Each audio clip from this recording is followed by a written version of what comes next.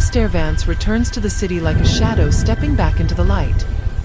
8 years of exile weighing on him heavier than the armored convoy that escorts him through the rain-slicked streets. He built an empire in the underworld, became untouchable, yet tonight he feels like a ghost haunting his own life. This isn't about territory or power. The private jet, the armed guards, the fortress of control he's constructed. None of it can silence the memory of her face the morning he disappeared without explanation. The meeting is set in an exclusive underground vault, a place where debts are settled and alliances dissolve. But before he can face his rivals, his body betrays him. Years of paranoia, sleepless nights, and the crushing weight of regret finally break through his iron composure. Alistair Vance, the man no one dares touch, collapses in front of his own men. If you want to discover whether love can survive betrayal, sacrifice, and a world built on violence, hit that subscribe button now. You won't want to miss what happens next. The scene shifts violently to sterile hospital lights. Dr. Elara Kael, precise and guarded, glances at the chart of the incoming critical patient. Then she sees him, unconscious on the gurney, surrounded by silent men in dark suits whose eyes scan every corner like predators. Her hands freeze. The past she buried 8 years ago just crashed through her emergency room doors. Alistair's eyes open to fluorescent lights and the antiseptic smell of a place he'd spent his entire life avoiding. Hospitals meant vulnerability, and vulnerability meant death. His hand moved instinctively toward his chest, finding only the thin fabric of a hospital gown instead of the Kevlar-lined suit jacket he'd worn hours ago. Panic flared hot in his throat before training kicked in. He assessed the room with the calculated precision of a man who'd survived 3 assassination attempts. 1 window with reinforced glass, 1 door, 2 figures standing sentinel on either side like marble statues in expensive suits. Then he saw her. Dr. Elara Kael stood at the foot of his bed, tablet in hand, her white coat crisp and professional. But her face, God, that face he'd memorized in the weeks before he vanished, was carefully blank, carved from ice and discipline. 8 years had sharpened her features, added a hardness around her eyes that hadn't existed when she used to laugh at his terrible jokes over morning coffee. Mr. Vance. Her voice was clinical, detached. You experienced severe exhaustion and cardiac stress. We've stabilized you, but I need to run additional tests. The sound of his name on her lips felt like a blade between his ribs. Everyone out. His voice came out rougher than intended, still thick with whatever sedatives they'd pumped into him. His men didn't move. Victor, his head of security, crossed his arms, a mountain of loyalty and lethal training. Sir, protocol. Out. Alistair's tone dropped to the register that had ended negotiations and ended lives. Wait outside the door. Victor's jaw tightened, but he obeyed. The door clicked shut with a finality that made the room feel smaller, more dangerous. Elara hadn't moved, hadn't even flinched at the exchange. She simply stood there, studying him the way a scientist might observe a particularly volatile chemical reaction. You can't order them around in my hospital, she said evenly, but he caught the slight tremor in her hand as she adjusted her grip on the tablet. And you certainly can't order me. Elara. Dr. Kael. The correction was sharp enough to draw blood. You're a patient. I'm your attending physician. That's the extent of our relationship, Mr. Vance. He tried to sit up, and immediately the room tilted. Her instinct overrode her anger. She was beside him in 2 strides, one hand on his shoulder, firm and professional, guiding him back against the pillows. The touch lasted barely 3 seconds, but it was the first time in 8 years he'd felt her hands on him, and the contact burned through the thin hospital gown like a brand. She pulled away as if scalded, putting distance between them again. You shouldn't have come back. The words were quiet, almost swallowed by the hum of medical equipment. This city, this hospital. You don't belong here anymore. I never stopped belonging to you. Her laugh was bitter, a sound that cut deeper than any knife he'd ever faced. You don't get to say that. You left without a word, without a trace. I searched for you. 4 months I searched. And now you collapse back into my life surrounded by armed guards and the stench of whatever criminal empire you've built. And you think you can just... She stopped herself, professional mask slamming back into place, but not before he saw it. The rage, yes, but beneath that, something far more dangerous. The carefully buried pain of a woman who'd learned to survive his absence by pretending he'd never existed at all. The machines beeped steadily. Outside the door, Victor's shadow passed back and forth like a caged predator. Alistair closed his eyes, feeling the weight of every choice that had led to this moment. How long do I have to stay? 72 hours minimum for observation. She checked his chart without looking at him. I'll have another doctor assigned to your case by morning. No. That's not your decision. It is if I sign myself out against medical advice. Elara finally met his eyes, and the flash of fury there was the most honest thing he'd seen since waking. Then do it. Walk out of here with your guards and your secrets, and disappear again. It's what you're good at. She turned toward the door, and Alistair knew with absolute certainty that if she walked out now, he'd never get another chance. I had to leave, he said to her, retreating back. If I'd stayed, they would have killed you to get to me. Her hand froze on the door handle. 5 endless seconds, she didn't move, didn't breathe. Then she opened the door and stepped into the hallway, leaving him alone with the monitors and the ghosts of everything he destroyed to keep her safe. Elara made it to the staff lounge before her hands started shaking. She set Alistair's chart on the counter with excessive care, as if the papers might explode, then gripped the edge of the sink and forced herself to breathe. In through the nose, out through the mouth. The same technique she taught anxious patients before surgery. It wasn't working. She looked down at the chart, at the name printed in stark black letters. Alistair Vance. D.O.B. March 15th, 1987. She did the math she'd been avoiding for the past 2 hours. 38 years old. Which meant 8 years ago he'd been 30, and she'd been 26, and they'd spent 6 months building something she'd foolishly believed was real before he evaporated like smoke. Her daughter turned 7 last month. The door opened behind her. You look like you've seen a ghost. Reese Chen, her colleague and the closest thing she had to a confidant in this place, set down his coffee and studied her with the uncomfortable perception of someone who'd worked beside her through too many night shifts. What's wrong? Room 347. She couldn't make herself say his name out loud. The patient they brought in with the private security detail. I know him. Reese's eyebrows rose. Know him how? We were. The word together felt too small for what they'd been, too large for what it had become. It was a long time ago. He left without explanation. I haven't seen him in 8 years. 8 years. Reese repeated it slowly, and she watched the calculation happen behind his eyes. He'd met Linnea at the hospital's family day last summer, had commented on her striking features, those unusual gray-green eyes that Elara always claimed came from her grandmother's side. Elara! Don't! She held up a hand. Don't say it. Does he know? How could he? He disappeared in the middle of the night like I was something he could just erase. The bitterness in her voice surprised her. She'd thought she'd buried this years ago, packed it away in the same mental box where she stored all the unanswered questions and the morning she'd woken up reaching for someone who was never coming back. Reese moved to the coffee maker, giving her space while still staying close enough to catch her if she fell apart. The men outside his room aren't regular security. I've seen their type before. Did a rotation at a trauma center in Chicago that treated organized crime cases. Those guys are the kind you hire when people are actively trying to kill you. I know what he is. The words came out flat. Or at least what he's become. When I knew him, he was careful about his past, vague about his work. I thought he was just private, maybe involved in something gray market but nothing.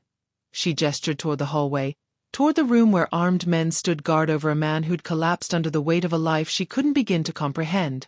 Nothing like this. What are you going to do? Elara looked down at the chart again.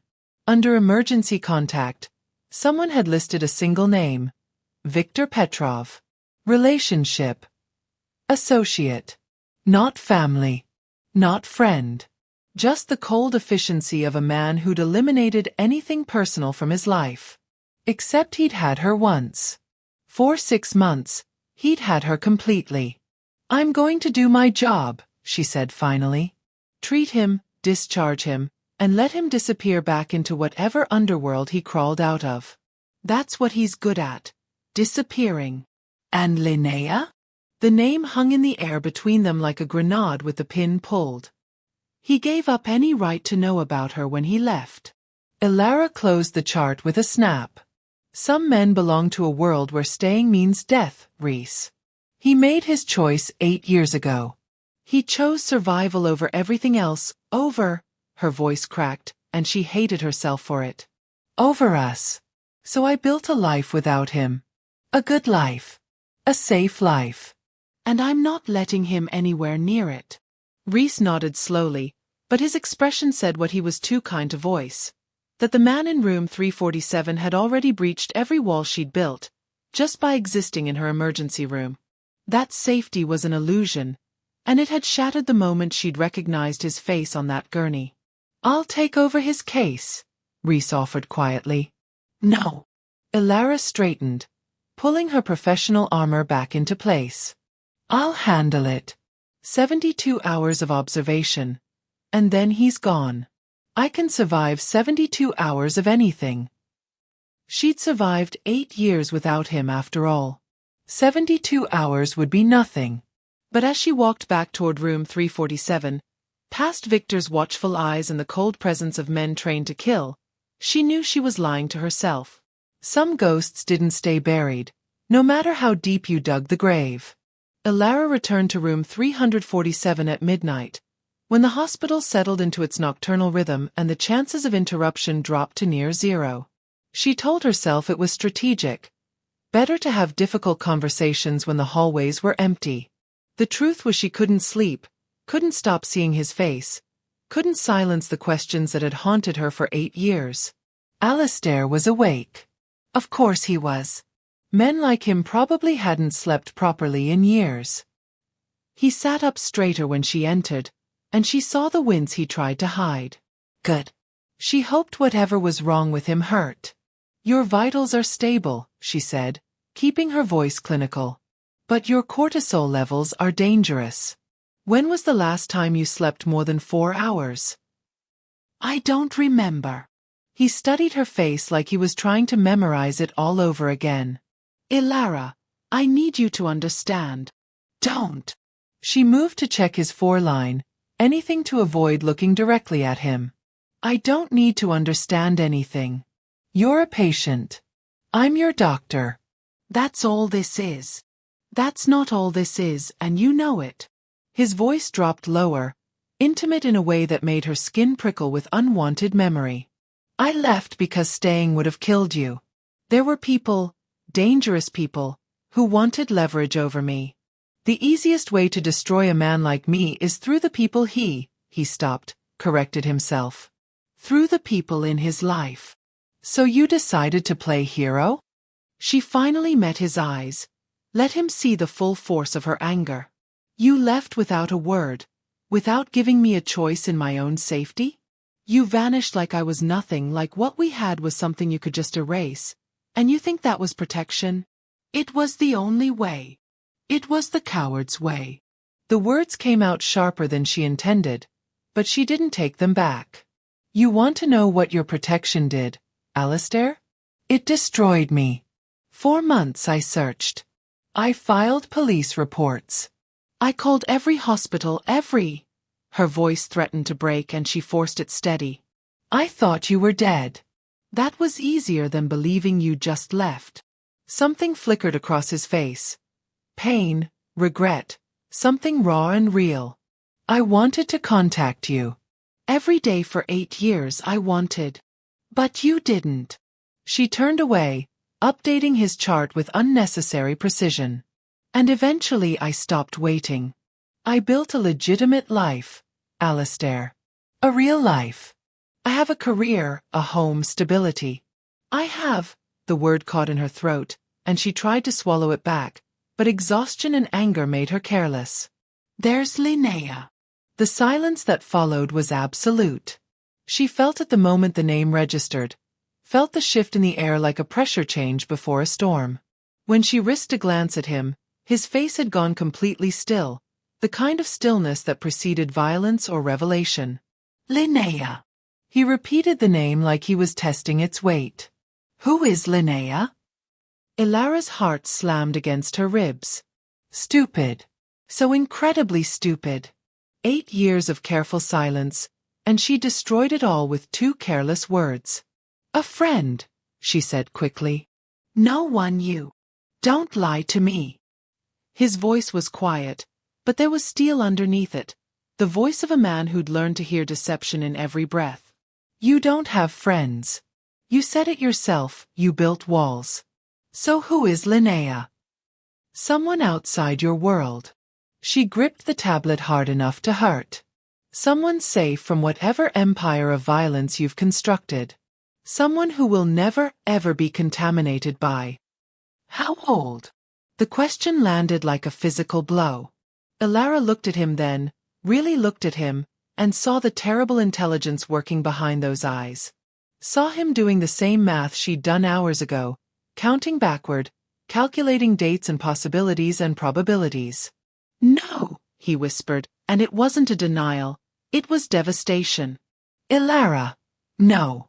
Tell me. You don't get to know." She moved toward the door, desperate for escape.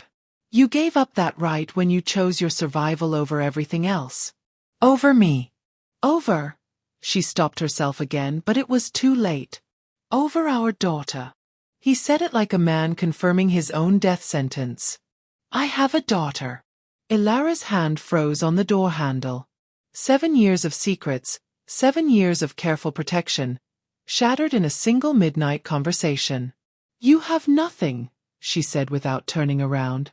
"You're a ghost, Alistair. You died 8 years ago. And ghosts don't get to claim the living." She walked out before he could respond, before she could see his face, before the part of her that still remembered loving him could do something catastrophically stupid. But she heard his voice follow her into the hallway, broken and certain. "I have a daughter named Linnea." Morning came with a kind of exhaustion that felt like walking through concrete.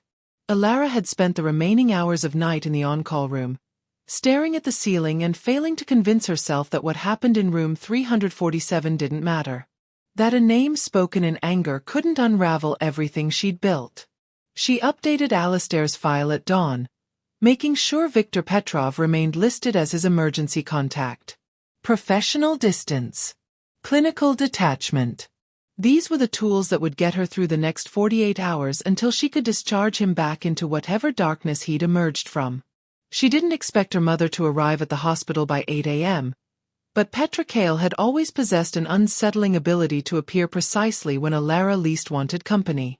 "You look terrible," Petra announced, sweeping into the staff lounge with the elegant authority of a woman who'd spent 40 years as a prosecutor. She set down a bag from Elara's favorite bakery. Peace offering or interrogation tool, it was hard to tell.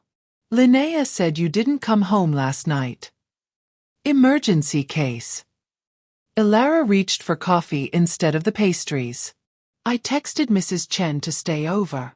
Linnea also said. Petra paused, studying her daughter with uncomfortable precision. "She said you seemed scared when you called. She asked me if someone was trying to hurt you." Elara's hand tightened around her mug. 7 years old, and Linnea could already read her better than anyone. Those eyes, those devastating gray-green eyes that were nothing like Elara's brown ones, saw everything. "A patient from my past showed up," Elara said carefully. "It was unexpected. I'm handling it." "A patient." Petra's tone suggested she wasn't buying the sanitized version. Would this patient happen to be a man around 6'2", dark hair, expensive suit, currently occupying a private room with armed security? Elara's stomach dropped. "How did you?" "I'm still on the hospital board, darling. And when a patient arrives with that level of security, people notice." Petra sat down across from her, abandoning all pretense of casual conversation. I also happened to walk past room 347 this morning. The man was at the window, and I saw his face. She paused, and her next words carried the weight of a verdict. He has Linnea's eyes. The coffee turned to ash in Elara's mouth. I don't know what you're. Don't insult me. Petra's voice was sharp now, the prosecutor emerging. I've watched Linnea grow up asking questions about her father that you deflect with stories about a brief relationship that ended before you knew you were pregnant. I've watched you build walls so high you've forgotten what it feels like to let anyone in. And now a man with my granddaughter's exact eyes appears in your hospital surrounded by the kind of men who kill for a living, and you expect me to believe it's coincidence? Elara's professional armor cracked. He left, Mom. He disappeared 8 years ago without a word, and I built a life without him. A safe life. Linnea doesn't know danger. She doesn't know violence. She knows story time and school plays and a mother who, her voice broke. A mother who kept her safe from his world. And what world is that?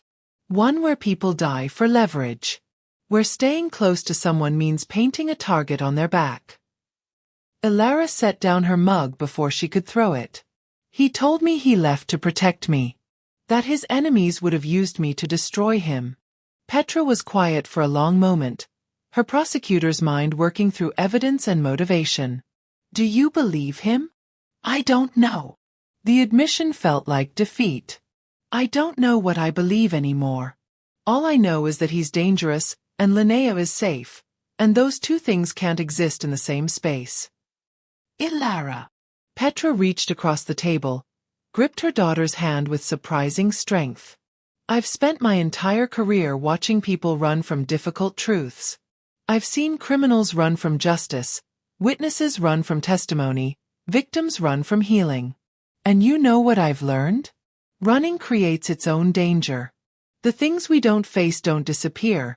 They metastasize. This isn't a courtroom metaphor, Mom. This is my daughter's life. And what kind of life are you giving her? Petra's voice gentled, but the question cut deep. One where she grows up knowing her mother was too afraid to let anyone in? Where she learns that love is something you wall off and bury rather than something worth fighting for. You didn't see the men outside his room. You didn't see. I saw a man who looked like he'd been carved out of regret. Petra stood, gathering her bag. I saw someone who survived things that would break most people, and who's paying the price for that survival. I also saw a man who, for just a moment when he looked toward the hallway, had your daughter's exact expression when she's trying not to cry. Elara felt something crack in her chest. Running from love is a greater danger than any man, Elara. Even a dangerous one. Petra paused at the door. Linnea asked me this morning if her father was a good man. I told her I didn't know, but that good people sometimes make terrible choices for the right reasons. Maybe it's time you figured out which one he is. She left, and Elara sat alone with the pastries and the terrible knowledge that her mother was right. That 48 hours wasn't enough time. That some truths once spoken couldn't be buried again. That a name, Linnea, had already become a weapon neither of them knew how to wield. Elara avoided room 347 for most of the day, sending Reese for vitals and updates, hiding behind paperwork and emergency cases that required her attention elsewhere. But hospitals had rhythms, and eventually the rhythm demanded she face him. She found him standing at the window despite strict orders to remain in bed, one hand braced against the frame, staring out at the city like a man surveying a battlefield. He'd removed his of course he had, and stood there in the hospital gown looking simultaneously vulnerable and absolutely lethal. You're supposed to be resting, she said from the doorway. I can't. He didn't turn around. Every time I close my eyes, I do the math. 8 years ago. 6 months together. 9 months after I left. His voice cracked. Is she mine? The question hung in the sterile air between them, and Elara felt every carefully constructed wall she'd built begin to crumble. She could lie. Should lie. Send him away with nothing and protect Linnea from the violence that followed men like him through the world. But her mother's words echoed. Running creates its own danger. Why did you really leave? She asked instead of answering. Not the sanitized version. The truth. Alistair finally turned to face her, and the devastation in his expression nearly broke her resolve. I was being audited by a rival faction. They were looking for weaknesses, leverage points. Anyone close to me became a target. He moved closer, and she forced herself not to step back. I had a partner. My best friend since childhood. They found out about his sister. She was a teacher, completely innocent, living 2 states away. They abducted her, tortured her for 3 days, and sent him pieces of her until he gave them what they wanted. Elara felt bile rise in her throat. When he finally broke, when he gave them access to our accounts, our routes, everything, they killed her anyway. And they killed him. Made me watch. His hands clenched at his sides. That's what they do, Elara. They don't negotiate. They don't show mercy. They find the one thing you can't live without, and they destroy it slowly enough that you'll give them anything to make it stop. So you left to protect me. The words came out steadier than she felt. I left because I couldn't survive losing you the way I lost Marcus and his sister. I couldn't. He stopped, visibly struggling for control. I was falling in love with you. Maybe already had fallen. And that made you the most dangerous thing in my life. Not to me, to you. So I disappeared. Made it look like I'd died in a fire. Rebuilt myself somewhere they couldn't find connections, couldn't trace patterns. I've spent 8 years making sure no one knows you ever existed. 8 years. Elara wrapped her arms around herself, suddenly cold. 8 years of silence while she couldn't finish. Couldn't tell him about the mornings she'd spent bent over a toilet, pregnant and alone. About the nights she'd walked the floor with a colicky newborn, exhausted and terrified. About the first day of kindergarten when all the other children had 2 parents and Linnea had asked why her father didn't love her enough to stay. Is she mine? He asked again, and this time it wasn't a question, it was a plea. Elara met his eyes, those gray-green eyes that she saw every morning in her daughter's face, and felt the last of her defenses collapse. She's 7 years old. Her voice shook. She's brilliant and stubborn, and she asks questions I can't answer about genetics and probability because she's already reading at a 5th grade level. She plays violin and hates broccoli, and she has nightmares sometimes where she cries for someone she's never met. Tears burned behind Elara's eyes, but she refused to let them fall. Her name is Linnea. Linnea Petra Kael. And yes, Alistair. She's yours. The sound that escaped him was barely human. Something between a sob and a gasp, like a man who'd been holding his breath underwater for 8 years and finally broke the surface. He reached for the wall to steady himself, and Elara watched the most dangerous man she'd ever known crumble under the weight of a truth he'd never prepared for. I have a daughter. He said it like he was testing the words, trying to make them real. A 7-year-old daughter who reads and plays violin and... He looked up at her, and the raw hope in his expression was almost worse than the devastation. Can I see her? Please, Elara, I need to. No. The word came out harder than she intended, but she didn't soften it. You need to understand what you're asking. You're not some absent father who can suddenly appear with apologies and gifts. You're a man with enemies who torture innocent people to death for leverage. You just told me what they did to Marcus's sister. What makes you think they won't do the same to Linnea? The hope died in his eyes, replaced by something colder. Grimmer. You're right. He straightened, and she watched him rebuild his armor in real time. You're right. I can't. She's safer if I stay away. If no one ever knows she exists. That's not what I said. It's what you meant. No. Elara moved closer, close enough to see the muscle jumping in his jaw. What I meant is that you don't get to walk into her life until you can guarantee her safety. Until the world you inhabit can't touch her. Until you're done being the kind of man whose daughter could be used as a weapon. She held his gaze. Can you do that, Alistair? Can you walk away from whatever you've built? The silence stretched between them, heavy with impossible choices. I don't know, he admitted finally. But for her, for Linnea, I'll find a way. 72 hours arrived like a deadline Elara had been simultaneously dreading and counting down to. She found Alistair already dressed in clothes Victor must have brought. Dark slacks, a charcoal shirt, the kind of understated expensive that screamed money without labels. He was signing discharge papers when she entered, his handwriting sharp and controlled. Your cardiac enzyme levels are acceptable, she said, keeping her voice professional despite Victor's watchful presence by the door. But I'm recommending follow-up with a cardiologist within the week. The stress you're carrying will kill you eventually. Noted. Alistair set down the pen, dismissed Victor with a slight nod.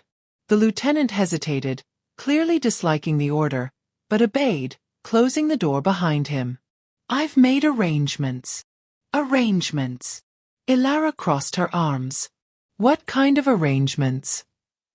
The kind that ensure Linnea's safety. He reached for a folder on the bedside table, held it out to her. Bank accounts in her name, secured through untraceable channels. Education trust funds. A house in a neighborhood with good schools.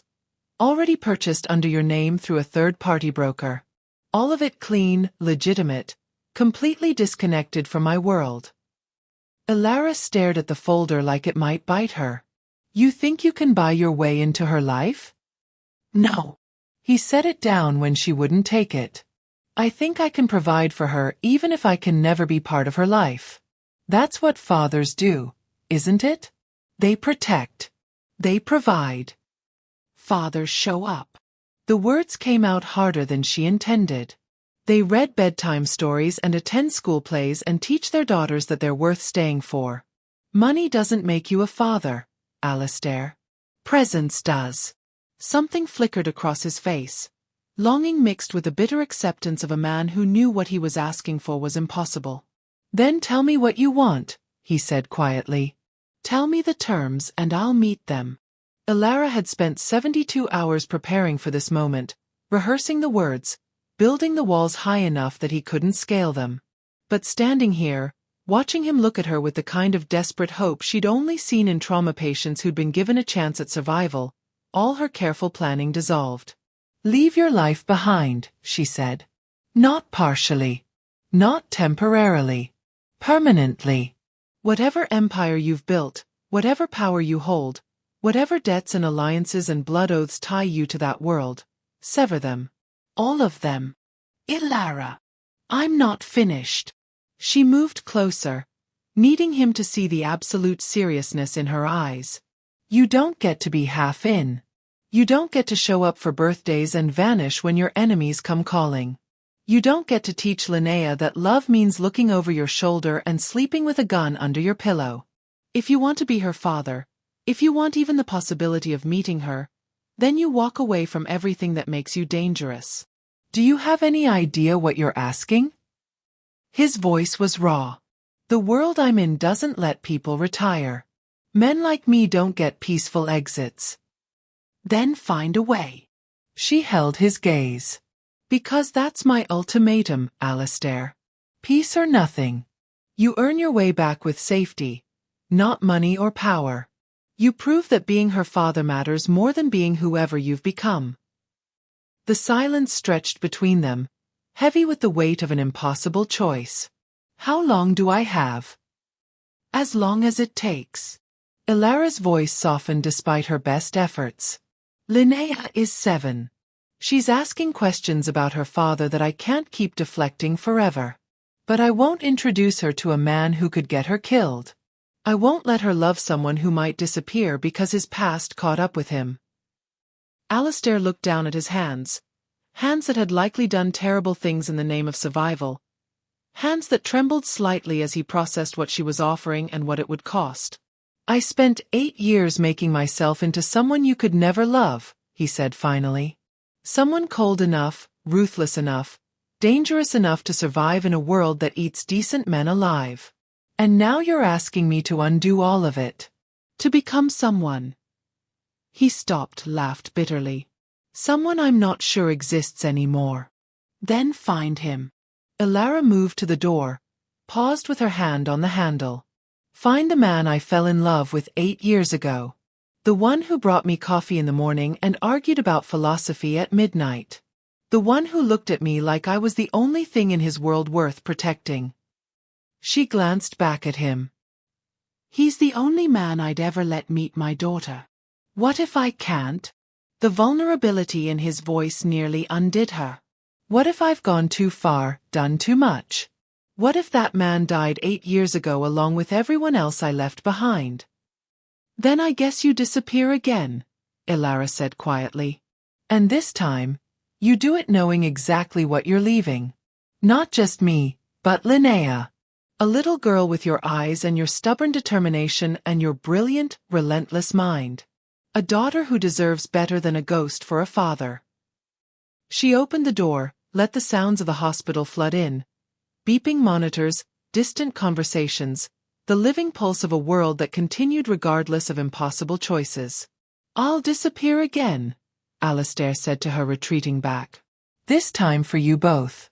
But when I come back, if I come back, it'll be as someone who can stay. Elara didn't turn around, didn't trust herself to see his face without breaking. Don't come back unless you mean it, she said. Don't come back unless you're free. Because Linnea deserves a father who can promise her forever, not just stolen moments between wars.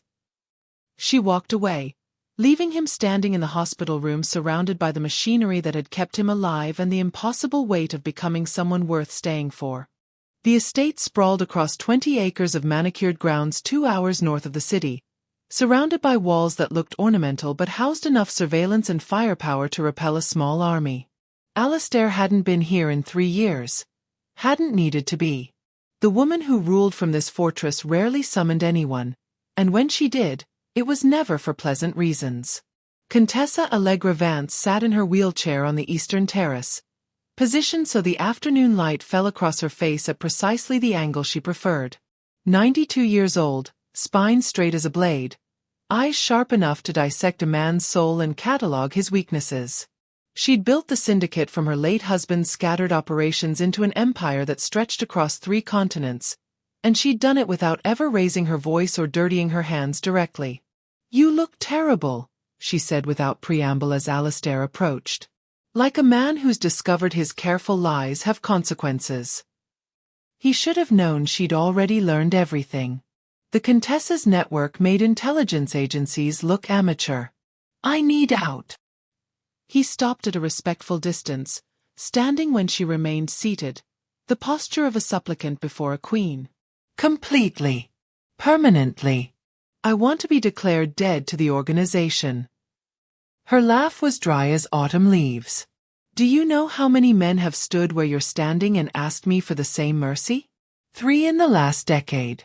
Would you like to know where they are now? Dead, I assume. Wrong. They're alive, working middle management positions in cities they hate, married to people they tolerate, living the legitimate lives they begged for. She gestured to the empty chair across from her. Sit. You're making me feel old standing there like a soldier awaiting execution. Alistair sat, every instinct screaming that this was a trap. The problem with letting people leave, the Contessa continued, is that they carry decades of secrets in their heads. Account numbers. Routes. Names. The kind of information that could destroy everything I've built if it fell into the wrong hands or the right courtroom. She studied him with those merciless eyes. You're asking me to trust that love has made you honorable. That fatherhood will keep your mouth shut better than fear ever did. I'm not asking you to trust me. Alistair leaned forward. I'm asking you to test me. Give me whatever task proves my commitment. Whatever final action demonstrates I'm choosing this. Choosing them over everything else. Ah! She smiled, and it was the expression of a chess master who'd anticipated her opponent's move 3 turns ago. You're offering yourself for the trial. The word landed like a death sentence. The trial was legend within the organization. A final, near-impossible task given to those seeking to sever ties. Most who attempted it died.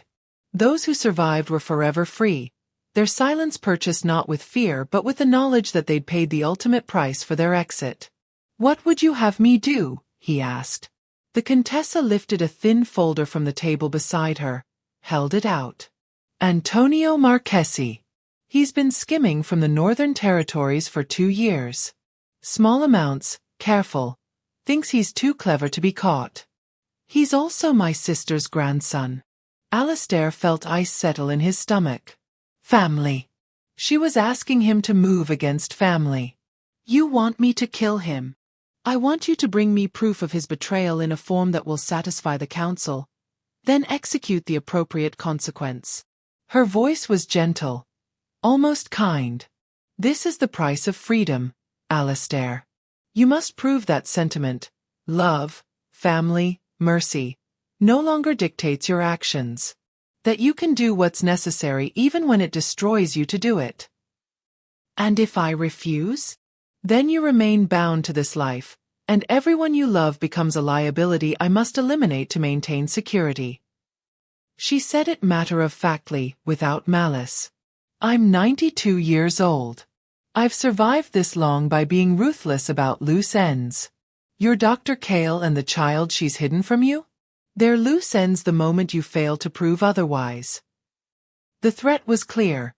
Complete the trial or Elara and Linnea died. "How do I know you'll honor the agreement?" Alistair's hands clenched on the folder. "That you'll actually let me walk away? You don't." The Contessa's smile widened. "But I've let those 3 men I mentioned live their boring legitimate lives because they proved their silence was worth more than their deaths. They completed tasks that hollowed them out, turned them into men who would never speak of this world because remembering it would destroy what little peace they'd earned." She leaned forward, voice dropping. "That's what I'm offering you. Not mercy. Not forgiveness.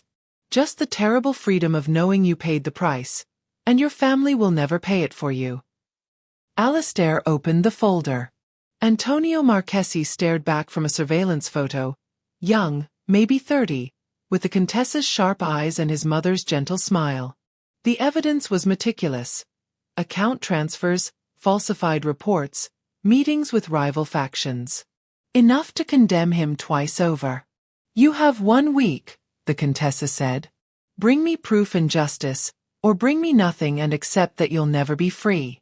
Those are your only options." Alistair stood, folder in hand, feeling the weight of an impossible choice settle across his shoulders like a yoke. He thought of Linnea, a daughter who played violin and asked questions he'd never answer. Of Elara, a woman who demanded he become someone worth staying for. This was the price. Not money. Not time. But his soul, or what remained of it. "I'll complete the trial," he said quietly. "And when it's done, you'll declare me dead. No surveillance. No checking in. No threads connecting me to this world." "Agreed." The Contessa lifted a small silver bell, rang it once. Victor appeared from the shadows, ready to escort him out. 1 week, Alistair. Don't disappoint me. I'd hate to have your daughter grow up asking why her father's crimes required my particular attention. The threat was implicit. Fail, and the Contessa wouldn't just kill him. She'd make Linnea understand exactly what kind of monster her father had been. Alistair walked away from the terrace, from the woman who'd ruled his life for decades, carrying a folder that contained either his freedom or his damnation. He had 7 days to become the kind of man who could destroy someone to save everyone. 7 days to prove that love could survive even the death of mercy. 6 days of silence. 6 days during which Elara told herself she'd never see Alistair again, that he'd chosen survival over the impossible terms she'd set. 6 days of Linnea asking why her mother kept staring at her phone like she was waiting for news of a war.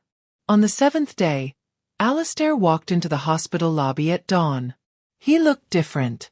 Hollowed out, like something vital had been carved from his chest and the wound was still raw. His eyes found hers across the crowded space with the precision of a man who'd navigated by her coordinates for a week straight. Elara met him by the elevator banks, away from curious eyes. "It's done," he said quietly. No preamble. No explanation of what it was, and she realized with sudden clarity that she didn't want to know. Some prices were too terrible to witness even in retrospect. "The Contessa? Declared me dead 3 hours ago. Official record shows Alistair Vance died in a boating accident off the Greek coast. There's a body, a death certificate, everything legally binding." He handed her a thick envelope. "These are the documents. New identity, complete background that will survive any scrutiny. I'm officially a civilian now. Former finance consultant with a decade overseas, recently relocated. Boring. Legitimate. Safe." Elara took the envelope with shaking hands. "What did you have to do?" "Something that proved I can't go back." He met her eyes, and she saw the truth there, that whatever task the Contessa had demanded had destroyed any possibility of return. "That's all you need to know. That's all I ever want you to know." She nodded, accepting the boundary, recognizing that some doors closed by being locked from both sides. "There's something else," he continued. "The Contessa has guaranteed no retaliation. No one from that world will ever come looking for me because officially, I don't exist. And even if someone did—" He gestured to Victor, who stood near the entrance looking more relaxed than Elara had ever seen him.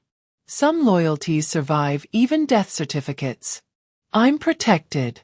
Which means Linnea is protected." The name hung between them, fragile and impossibly precious. "She asked about you," Elara admitted. "Last week. She saw an old photo I'd forgotten I still had, you and me at that ridiculous street festival.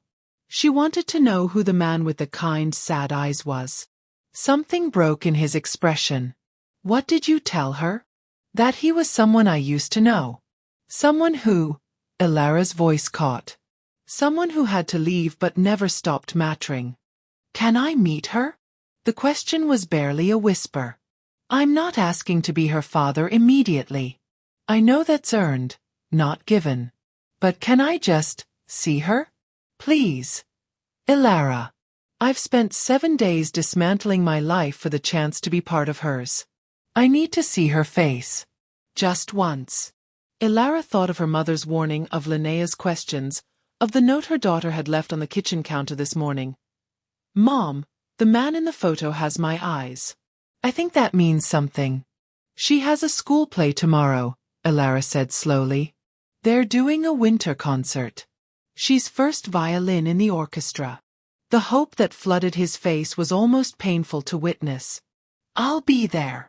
The elementary school auditorium was packed with parents wielding phones and grandparents fighting for the best seats.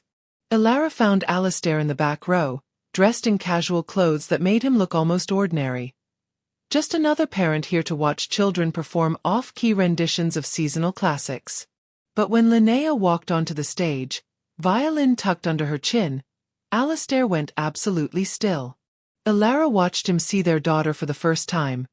Really see her, not just know she existed but witness the reality of her. Linnea's dark hair pulled back, revealing those devastating gray-green eyes. The serious expression she wore when concentrating.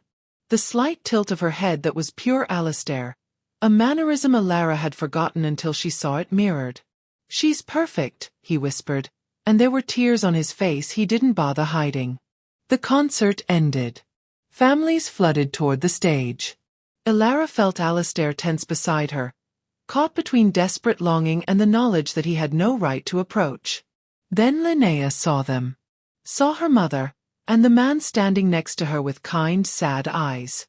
She walked over slowly, violin case in hand, studying Alistair with the intense focus of a child who understood this moment was significant even if she didn't know why. "You're the man from the photo," she said. "I am." Alistair crouched down to her level, making himself smaller, less threatening. "Your mother and I are old friends." "You have my eyes." Linnea stated it as fact, not question. People say I have unusual eyes, and you have the same ones. That's genetics. Elara's heart hammered. This was the moment. She could deflect, protect, maintain the careful fiction she'd built. Or she could trust that Alistair had truly earned his way back. She made her choice. Linnea. Sweetheart. This is Alistair. She knelt beside her daughter, took her small hand. He had to go away for a long time to make sure we were safe. But he's back now, and he's staying. Because he's your father. The silence that followed felt infinite. Linnea looked at Alistair, then at her mother, processing information with that brilliant mind that never stopped analyzing. You left to protect us, she said finally, and it wasn't a question. Yes. Alistair's voice was wrecked. And I'm so sorry. I'm so incredibly sorry I wasn't here for your first day of school, your first recital, every birthday. But you're here now. Linnea cut him off with a 7-year-old's pragmatic clarity. And Mom says you're staying. So we can start from here. She held out her hand for him to shake, formal and serious, and Alistair took it like she'd offered him the world. They left the school together. A family learning how to exist in the same space. Elara was unlocking her car when she saw the man approaching from across the parking lot. Wrong gait. Wrong posture. Hand moving toward his jacket in a motion she recognized from years of trauma cases. Alistair saw it too. He moved faster than should have been possible, putting himself between the threat and Linnea, one arm sweeping their daughter behind him while the other intercepted the rival syndicate member's reaching hand. The confrontation lasted seconds, a brief, vicious exchange that ended with the attacker on the ground, disarmed and neutralized, while Victor appeared from nowhere to handle the aftermath. Linnea hadn't even had time to be afraid. We're leaving, Alistair said calmly, shepherding them into the car. Victor will handle this. You're safe. I promise you're safe. That night, after Linnea was supposedly asleep, Elara found a note on her pillow written in careful second-grade handwriting. Dear Mom, I think we're a team again, and safe. Love. Linnea. Elara carried the note to the living room where Alistair sat watching the door like old habits died hard. She handed it to him without speaking, watched him read it, watched the last of his armor finally crumble. Thank you, he whispered, for giving me a chance to be her father. For trusting me with her. I know I don't deserve it. No, Elara agreed, sitting beside him. But maybe none of us deserve the second chances we get. Maybe we just have to prove we're worth them.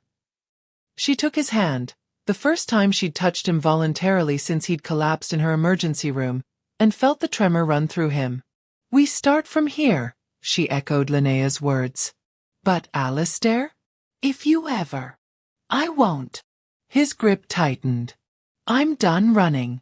Done disappearing. Whatever comes next, we face it together. That's what families do. Families. The word sounded strange and hopeful and terrifying all at once. But looking at their joined hands, Elara thought maybe, just maybe, they could learn to make it true. Spring arrived with the kind of gentle insistence that made promises about new beginnings feel less like clichés and more like earned truths. 3 months had passed since the school parking lot, 3 months of carefully constructed normalcy. Family dinners where Linnea explained quantum physics concepts she'd learned from library books. Weekends where Alistair taught their daughter chess with a strategic mind that had once run an empire. Quiet evenings where Elara watched them together and felt the impossible weight of fear slowly transform into something dangerously close to hope. The wedding was Linnea's idea.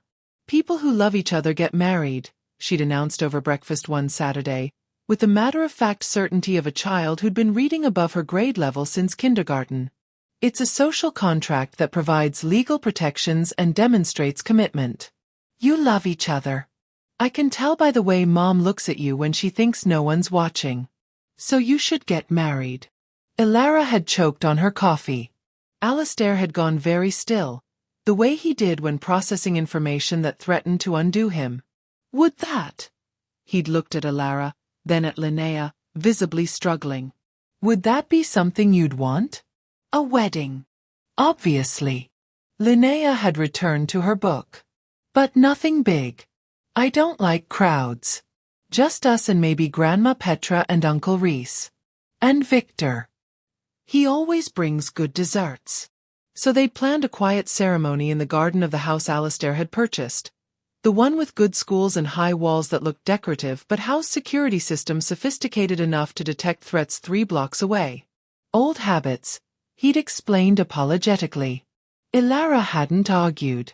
Some paranoia was justified when you'd actually survived the things that haunted other people's nightmares. The officiant was a retired judge Petra knew, someone who understood that simple ceremonies often carried the most weight. Reese stood as witness, Victor loomed protectively near the perimeter, and Petra dabbed at tears she pretended not to shed. Linnea wore a pale blue dress she'd chosen herself and held a bouquet of flowers that matched her mother's. She'd insisted on having a role in the ceremony, not as flower girl, which she deemed statistically unnecessary, but as the one who would speak about what family meant. Elara stood across from Alistair under the garden arbor, holding his hands and trying not to think about how impossible this moment had seemed 4 months ago. How she'd watched him collapse into her emergency room carrying 8 years of regret, and now here they were, choosing each other deliberately in front of the people who mattered most. "You may say your vows," the judge said gently. Alistair went first, his voice steady despite the emotion Elara could see threatening to break through. "I can't promise I'll be perfect. I can't erase the years I was gone or undo the man I had to become to survive them. But I can promise I'll choose you, both of you, every single day. I'll choose safety over power, peace over control, this family over everything else that exists in the world." He looked at Linnea, then back at Elara. "I'll choose staying, even when staying is the hardest thing I've ever done." Elara's turn. She'd written vows, revised them a dozen times, then abandoned the careful words when she realized they were just another form of armor. 8 years ago, you disappeared, and I built a life around your absence. I built walls so high I forgot what it felt like to let anyone in. But you came back, broken and dangerous and absolutely determined to become someone worth staying for. Her voice caught. You did the impossible. You walked away from everything that made you powerful to become everything we needed. So I promised to trust that. To trust you. To build a life where we don't just survive, but where we actually, finally, get to live. The judge smiled. And now, I believe Linnea has something to share. Their daughter stepped forward, unfolding a piece of paper she'd written on in her careful, precise handwriting. I looked up what family means, Linnea began, reading with the serious concentration she brought to everything. And the dictionary says it's people related by blood or marriage. But I think it's more than that. I think family is people who choose each other even when it's hard. Who protect each other even when it's dangerous. Who stay even when leaving would be easier. She looked up at them, her gray-green eyes bright. You both chose each other twice. Once before I was born and once after. That means something. That means we're not just related. We're a team that's supposed to be together. She folded the paper carefully. Also, I'm glad you're getting married because now I don't have to explain to my teachers why my last name is different from my dad's. It was getting statistically complicated. The gathering laughed. Soft, genuine laughter that felt like releasing breath held too long. The judge pronounced them married. Alistair kissed Elara with the careful reverence of a man who knew exactly how much he'd almost lost. Linnea inserted herself between them, and they stood there, the 3 of them. A family that had survived abandonment and danger and impossible choices to find this moment of hard-won peace. The reception was small, held in the same garden. Victor did indeed bring exceptional desserts. Petra cornered Alistair at one point, and Elara watched her mother speak quietly to him, probably delivering some variation of the prosecutor's warning about what would happen if he ever hurt her daughter again. Alistair took it with grace, with the understanding that this was another price gladly paid. As evening fell and guests departed, Elara found herself standing at the garden gate with her husband. The word still felt strange and wonderful. watching Linnea chase fireflies with the unself-conscious joy of a child who finally felt secure enough to just be 7 years old. "Thank you," Alistair said quietly. "For what?" "For believing I could be more than what I was. For giving me terms impossible enough that I had to become someone worthy of them." He pulled her close. "Careful even now, always careful with the things that mattered. For letting me come home." Elara leaned into him, feeling the solid reality of his presence. No longer a ghost, no longer a memory, but a man who'd proven that love could survive even the death of who you used to be. "Come on," she said, taking his hand. "Let's go inside. Our daughter probably has 17 questions about the legal implications of marriage, and you're better at the technical explanations than I am." They walked into their home, the three of them, finally. A family secured not by blood alone but by sacrifice and choice and the stubborn insistence that some things were worth fighting impossible battles to protect. The door closed behind them. The security system engaged with a soft chime. And somewhere in the garden, a firefly's light flickered and held, steady and bright against the gathering dark.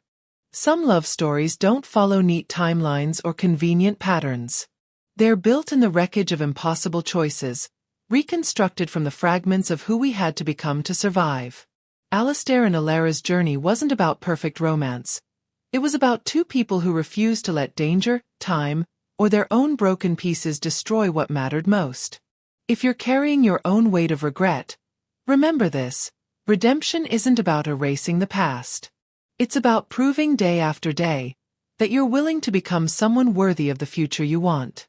It's about choosing love even when love demands you sacrifice everything you've built to keep it safe. Linnea taught us that family isn't just biology. It's the choice to stay when leaving would be easier.